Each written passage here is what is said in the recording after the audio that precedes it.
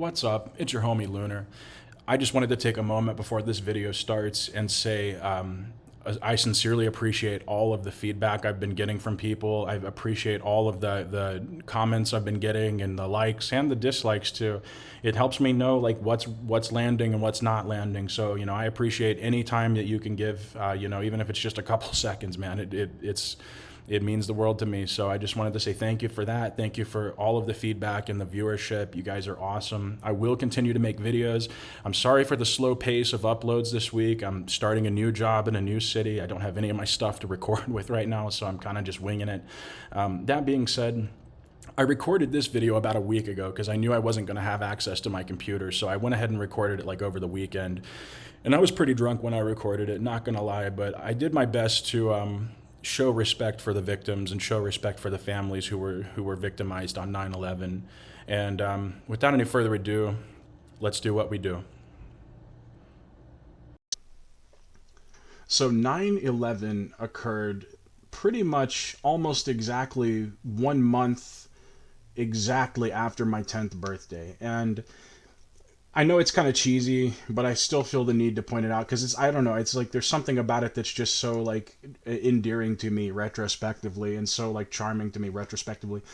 But like there was something about turning 10 years old that year that really just like blew my mind. There was something like I like hitting double digits in age. I remember feeling like, I don't know, I lived for 10 years. Without getting into too much detail, basically the story of my birth is kind of complicated, and like I'm very lucky to be alive. I was born prematurely, and I very narrowly escaped death in the hospital when I was born. So reaching age 10, reaching every age that I've reached, like every 10 years to whatever number of years, basically every birthday, it feels like I'm flipping off death because I'm not supposed to be here right now. I am not supposed to be alive right now. I survived through a genuine miracle, and I'm very grateful. And I love life. Like I try to, even when life is bad, I still try to make it good. Even when life is tough, I still try to make it good. So just wanted to put that out there. There has to be some prefacing to this story, okay? You guys know how I am, or maybe you don't, but if you don't know, you'll learn. You know, um, Turning 10 was like a huge deal for me. And I turned 10 almost exactly 1 month prior to 9/11 happening. And it was like mesmerizing in a way. But the actual event of 9/11 was horrifying. And I'll just basically get into kind of how that went. So it was a normal day for me. Like, I mean, I guess it started out as a normal day for literally everyone, right? But it was a very normal day for me. I was just a regular 10-year-old kid. I was in fourth grade because I'd been held back a year because I guess I wasn't the brightest kid in the school. And, or they say it's because my birthday's a little later in the year, but I don't know. That's bullshit. I know people that were born later in the year that I was born, and they're still in the same, they're still a year ahead of me. Whatever, who cares? Um, I mean, hey, I made it out, so who cares? But it was a regular day for me. I was in fourth grade. I had no idea anything was happening. The day went on like any other school day. The school made an effort. Now I know this retrospectively. Um, the school specifically made an effort not to tell us anything. They wanted to shelter us from the reality of it, and I think our administrators were probably in disbelief. I don't know. Um, it was absolutely insane. You know what I mean? Like looking back on it, it was insane. But at the time, it was totally like nothing was like I had no idea what was going on, right? It was a regular day. I was in fourth grade. I was doing my long division problems or whatever, or writing sentences in cursive. I guess that's like a third grade thing, or it was in 2000 anyway. But I was just a regular kid, and I'll never forget. My dad came to pick me up from school, and him picking me up from school, either of my parents picking me up from school was a huge deal, but especially unannounced, right? Like usually if my parents came to pick me up from school, they would let me know in the morning, like, okay, you have a dentist appointment this afternoon, so we'll be there to pick you up, we'll be at school to pick you up to take you. And it's like, I was always on the up and up with those things, but like for them to come and take me out of school randomly was like almost unheard of. You know what I mean? My parents take schooling very seriously, and they you wouldn't know it by my other story about skipping high school all the time, but like my parents really did take schooling seriously. It probably sounds so crazy, but they really did. They placed a really high premium on education, and they still do, but they used to too. And so for my dad to come pick me up from school was a huge deal. And sometimes my dad and my mom did spontaneous things, like they would just randomly take me out to like a video game store and buy me a game or something, like totally unprovoked or like unwarranted. Like they would just be like, I'm in a good mood, here, take that new Mario game, or get that new whatever game. And that was not a common occurrence. Let me be real. That was like, maybe a few times in my childhood, but it was always magical, like when things like that happened. I remember another time, I won't get way too off in the weeds with this, but like there was one night when I was maybe, God, 7 or 8 years old, and my parents woke me up in the middle of the night and they were like, hey, let's go to the beach. Because the city we lived in at the time was like, it was a beach city. So you could drive like 20 minutes and be at the beach. Legit, you could actually go to the beach 20 minutes away. It was so awesome. That was like actually cool as fuck. And so I remember one night, like probably, 98, 99, when I was like 7 or 8 years old, my parents came and picked me up from school, and they took me to the beach, and we got KFC chicken on the way. We'd already eaten dinner, but they were like, let's get KFC on the way. Like, it's so random, just so random. And it was a school night. It was a fucking school night. Like, again, I want to be clear, my parents didn't do that thing very often. In fact, it was an extremely rare occurrence, which is why I can remember that, the beach thing so clearly. But I thought my dad was bringing me out of school for something special, and he was, but it wasn't the kind of special that I had been hoping for.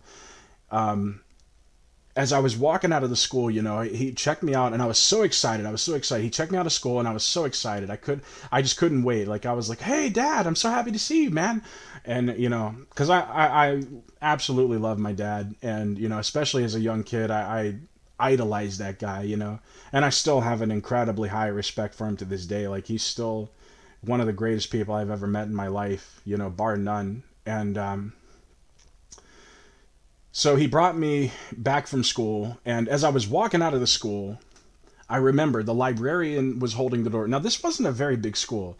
This school only had like maybe 50, 60 students overall, and it was a school that did like kindergarten through fifth grade, or it might have only been first through fifth grade, but either way, like it's a distinction with almost no difference, right? Like, it was a very small school, 50, 60 kids max. It was a school where you knew literally everyone. Like, you knew people that were in the grade beneath you, above you, like 2 grades, but you knew everybody that was there. You knew all the names and all the faces because you saw them every day. And there was only there was only one class per grade. There was only one first, one second, third, fourth, fifth, So you knew everybody at that school. And it was a very small community, and it was awesome. Like, I really loved going to that school. Some of my favorite school years were at that school. And so, as I'm walking out of the school, my librarian, Miss Hill, is holding the door open. And I'll never forget the look on Miss Hill's face as I'm walking out of the school, because I don't know what's going on. I don't know anything is going on. As far as I'm concerned, we're like about to go home and play fucking Monopoly, or like go to the mall and like buy a video game or something. Like, I have no idea what's going on, right? I'm just an innocent little 10-year-old kid checking out of fourth grade early in the day, going home. And as I'm walking out of the school, Miss Hill is holding the door open, and I'll never forget as long as I live. I think I could actually live to be like 100-something years old, and I will always remember this. As I'm walking out of the school, Miss Hill had this like totally uncertain smile on her face, like this obviously like contrived smile on her face, like she was really trying to, keep composure. And at the time, I didn't know anything. I didn't really even think about it. Like, at the time, I was just like, whatever. But as I'm walking out of the school, I say, it must be my lucky day, Miss Hill, And I remember I said it just like that. Like I was such a goofer, like a sorry, I was such a goofy, like goober of a kid. I was such a dorky kid, but I was also like an incredibly, I don't know, naive kid, right? Like, and I was all smiles all the time. I was a very happy kid. I'm a very happy person, but I am happy, but I used to be too. I love life, man. Like I said, I'm not supposed to be here. My life is a miracle, and I live every day like it's gonna be over tomorrow because you never know. You legitimately never know. And so, and I've seen people that I never would have imagined in my life die in horrible ways. I've seen some shit, man, and I wish none of it upon anybody. But as we're walking out of the school, I'll never forget. Miss Hill holds the door open for me. She held the right door open for that school. That school had double doors at the front, and she held the right door open for me. It was painted white, and she said, or she didn't say anything. She didn't even say a word, but I looked at her with my big, goofy, precocious smile on my face, and I was like, it must be my lucky day, Miss Hill. And like, we get in the truck, because my dad drove a truck, and we got in the truck, and that was the second time in my life that I ever saw my dad cry. My dad is not what you might call like a weak guy. Like, my dad is old school, grew up in a very rough city back in the 60s and 70s, lived through some really messed up shit, saw some things. I say I saw some shit. Like, nah, he would hear me say that and then laugh it off the block. Like, he would hear me say that and then legitimately laugh me off the block. Like, oh yeah, you think you saw something? Let me tell you, homeboy. Like, my dad saw some shit growing up. He lived through some incredibly fucked up circumstances. And he was also somebody who served in the military for nearly 20 years, just under 20. Actually, no, he was at 20 years. Yeah, like 20 years.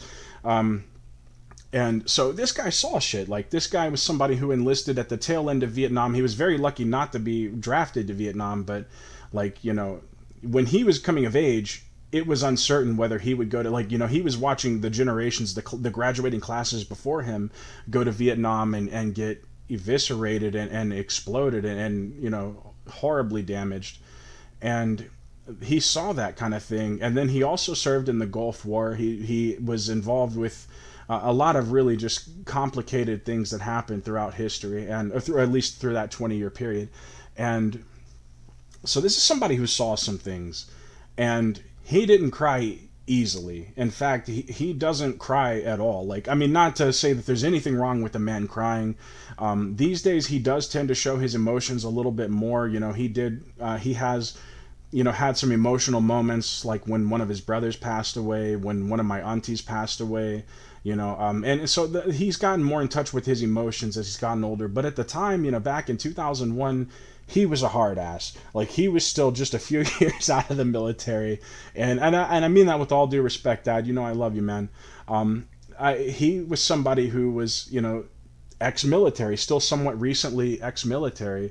And this guy was, and also somebody who'd grown up in some really tough circumstances. So this guy just didn't cry over bullshit. This guy just didn't cry because whatever, like, this guy only cried when it was really serious. The only other time I saw him cry was on the 20th anniversary of his dad's passing.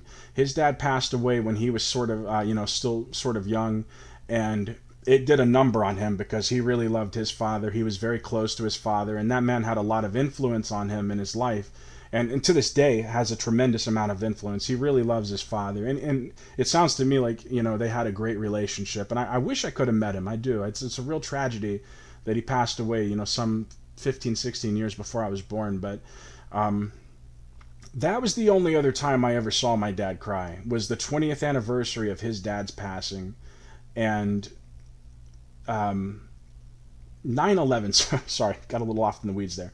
So we get in the truck, and my dad begins to explain to me, son, this morning a plane hit the World Trade Center. Now, I'm 10 years old, and I'm just some goofy goober kid who plays Pokemon all day and Zelda all day, and I don't know what the hell the World Trade Center is. But if he's crying, it's got to be serious. You know what I mean? If he's in tears, like, it's got to be real. Like, it's whatever the hell happened has got to be fucking real. And so, pardon me. he started crying and told me, this morning somebody hit the World Trade Center, and it looks like it may have been a terrorist attack. And they hit one tower, then they hit the other tower, then they hit the Pentagon, and then they hit, and then this was the one that really had us all shook. They hit a little field in western Pennsylvania, in a little town called Shanksville. Now, Shanksville wasn't super close, but it wasn't super far either. We were like maybe, I don't know, 90 minutes outside of Shanksville. So we were horrified because we didn't know what was happening. He was horrified because he didn't know what was happening. And he was somebody who, while he wasn't military at the time, he still worked very closely with military, and he still went to work on an arsenal at the time. And so we didn't know if a plane was going to come down at the arsenal, and he had been down. He had been in lockdown all day. Like, it was later in the afternoon when he came to get me out of school, because he had been at lockdown. Like, his entire arsenal had been locked down all day long. They weren't allowed to leave until like almost the end of what would have been my school day. 1:30, 2 o'clock, and so it took him a really long time. And my mom was beside herself. If you listen to my last story time thing, then my dear mother, who is awesome, and I love her too. She's absolutely incredible. But she was in pieces too, and she was horrified, and she was begging my dad to go pick me up from school, but he couldn't leave work. He was at the arsenal, and they would not let them leave because it's a United States military arsenal. So like, you just ain't going nowhere, man. Like, it's a terrorist attack that's hit like 4 different locations, or I mean 4 different targets, and it's like, yeah, we're not, no, you're not going anywhere. And so finally they let him leave work. He came to school to pick me up. That entire day of anxiety was clearly written all over him like an essay, and it was horrifying. Like, I was scared to death because, again, Dad was always somebody, and he's still alive, he's not dead.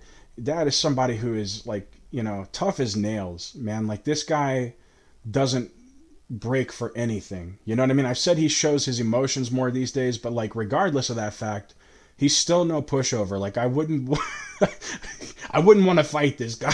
Like, I'll put it that way. I wouldn't want to, not that he's like an aggressive, like, thuggish guy or nothing like that, but I wouldn't want to fight him even to this day as he reaches old age. Like, I'd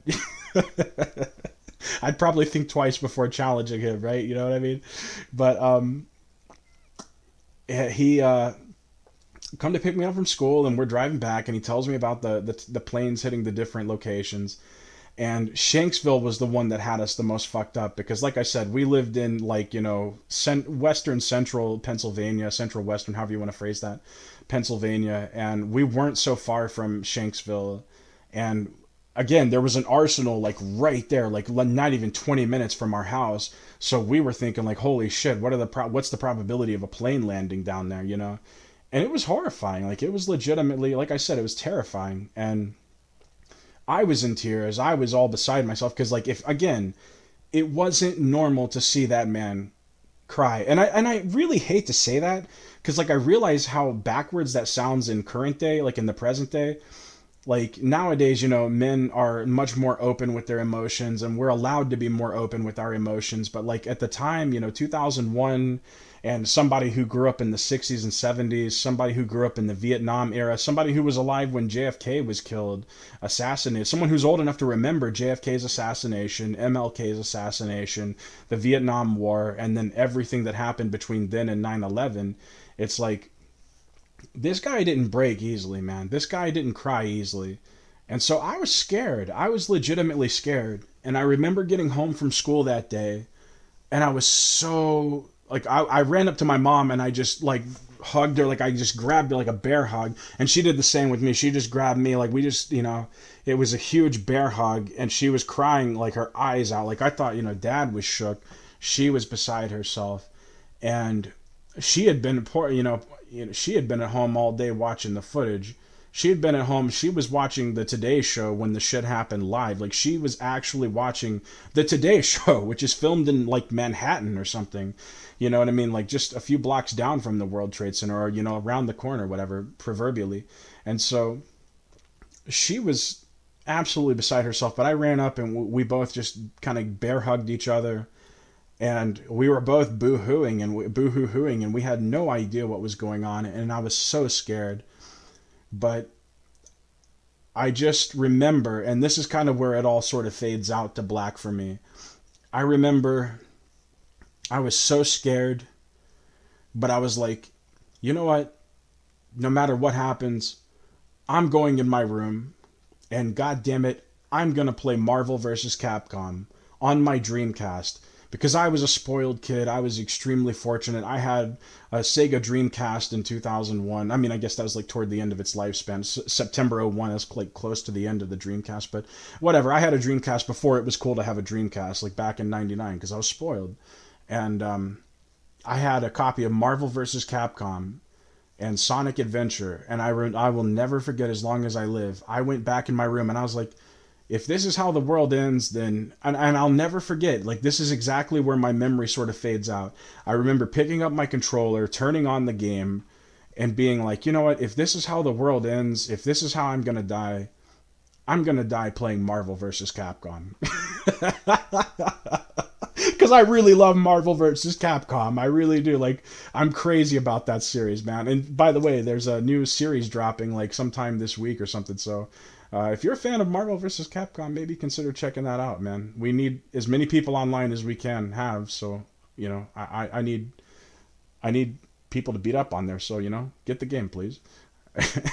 I'm just playing. Sorry, I didn't mean to be facetious, but I bought, you know, I'm sorry, not buy. I went in my room and I played Marvel vs. Capcom, and I'll never forget. This is kind of where the memory fades out for me. I looked out the window of my bedroom, and I just thought to myself, if this is how it ends, if this is how the world ends, I'm gonna die playing Marvel vs. Capcom because I fucking love this game. And that's the real, man. Like, I'm sorry if any of that seems even remotely facetious. I certainly mean absolutely no disrespect to the victims. I mean no disrespect to anyone whose lives were impacted by that day, whether it was on the day or maybe as a consequence of the aftermath of it, you know, people who lost their children at war, in subsequent terror attacks overseas, you know. I only have respect for y'all, and it was absolutely crazy. Like, to say the very least, it was absolutely crazy. We were in the process of moving away from that town that we lived in at the time. We were actually in the process of moving to another state, another city entirely. The city that I ended up actually spending like the bulk of my youth in, you know, I was only in that particular Pennsylvanian town for a brief while, but the city we moved to after, I spent like the bulk of my youth in, and it's like the city that I consider my hometown. But like, that expedited the process exponentially, dude. Like, that happened like we were talking about moving to this state, and then out, like, this shit happened out of nowhere, and then we were like going the next week. And we were shook the whole time because, again, like, I think that something that gets lost on people that either don't remember or who just weren't there, maybe they weren't alive at the time. Like, the scariest part about 9/11 is that we had no fucking clue what was going on. We didn't have Instagram back then. We didn't have Twitter. We didn't have, like, you know, social media did exist, but like the way it existed was archaic compared to what it is now. Quite literally. It was like, it was actually like old school as hell. It was like the old, you know, wild, wild west. And it was, you know, programs that you were not intended to be sitting on your phone watching all day. You know what I mean? It was programs that you would get, or websites, social media sites that you would get on at the end of the day, like after you've gone to school, gone to work, gone to whatever, and you sit down and you get on the website and you interact with people, you know. Nowadays, it's like, you know, you actively open your phone in real time and like, oh, hey, yeah, let me add you on Insta. Oh, yeah, bet, let me add you on Twitter. Like, you know what I mean? And so, it was scary as fuck. You know what I mean? Like, we were afraid. You know, again, we were 90 minutes away from the site of one of the crashes. And so we were all on edge, like right after that. We were all on edge. We ended up leaving that town not long after, not solely because of 9/11. Like I said, we were already on our way out, but like, 9/11 just expedited that process considerably. So, anywho, that's my story as a millennial. I lived through 9/11. I remember it clearly. I'll remember it till the day I die. I'll always remember looking at Miss Hill walking out the school and saying to her, "It must be my lucky day, Miss Hill." Like, such an innocent like kid. It's really sad. I feel like that's like where my innocence was actually lost. I feel like that's where like my actual innocence ended. Like, and I'm really grateful. And I'll end the video on this note. I am so fucking grateful to have grown up in a world for the first 10 years of my life where 9/11 wasn't a thing. Like, I'm so fucking lucky and grateful that, like, my childhood, 9/11 was not a thing. Terrorism attacks were not a forefront concern to average Americans, right? We weren't that concerned with that. Like, I'm so lucky to have grown up in a world where we didn't have the Iraq or Afghanistan wars and all of the consequences therein. I'm so lucky to have grown up in a world where, like, all of that sort of hysteria and madness and suffering was just not a thing, you know? And I'm also very lucky to have spent those years, in a pre-internet world. Like, I mean, the internet existed back then, but like it was extremely rare compared to what it has been, in the last 20 years or so. So anyway, that's my rambling story about 9/11. I hope you were able to get something from it. If you were impacted, whether you were impacted or not, I just want to say, um, I, America rocks, like, for all of our faults, America rocks. I started to say God bless America. Personally, I'm an atheist. I'm not like a, pushy, judgy atheist. I'm just personally genuinely unconvinced, not convinced of any gods existing. But that's not a personal slight at Christians or Islam or anybody. I just want to say, regardless of how you feel about your religions, man, America rocks. The response to 9/11 and the immediate aftermath was something that still moves me to this day. Like, I still get emotional watching the videos of the people at Ground Zero trying to help each other out. Just random regular Joes and Janes trying to reach into the rubble to pull each other out. Like, that's such a beautiful sight to see. And my heart breaks for the people who were, seen on film jumping from windows or, like, standing out in front of, like, the building right before it collided. Not standing in front of the building, or, I mean, I don't know, but, like, people who were up in the windows, like, just, judging, hey, should I jump from, like, this 80th floor, 80th something floor, or should I just maybe see if I can live through breathing in, however much airplane fumes. Anyway, guys, I sincerely appreciate you giving me your time. I want to say one more time, America rocks. And hell yeah, man. It's your homie Lunar. Lunar the Boomer. I don't know. I love you. Have a good day. Do it on purpose.